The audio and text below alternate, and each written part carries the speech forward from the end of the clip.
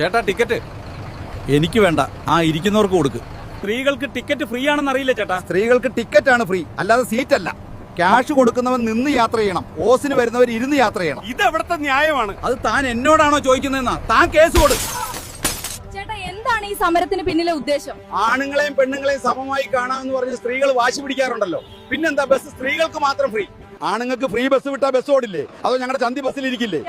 പൈസ കൊടുത്ത ഞങ്ങൾ നിന്നും ഫ്രീ ആയി വരുന്ന അവർ ഇരുന്നും യാത്ര ചെയ്യുന്നത് ശരിയാണോ?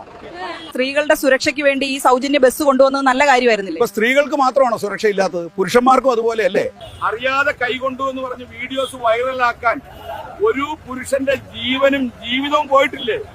എന്താ ചേട്ടൻ പറഞ്ഞു വരുന്നത്? ഫ്രീ ബസ് വിട്ടാൽ അത് എല്ലാവർക്കും വേണ്ടി ആയിരിക്കണം. നല്ലത് ചെയ്യുന്നത് മുഴുവൻ ജനങ്ങൾക്ക് വേണ്ടി ആയിരിക്കണം. അല്ലാതെ ആണ് പെൺ വ്യത്യാസം നോക്കി ചെയ്യരുത്. ഫ്രീ ആയി കൊടുത്ത് നല്ലത് ചെയ്യുന്ന നിങ്ങൾ ടിക്കറ്റ് റേറ്റ് കുറച്ച് വാങ്ങിയാൽ പോരെ. അതാകുമ്പോൾ എല്ലാവർക്കും ഒരേ സമമായി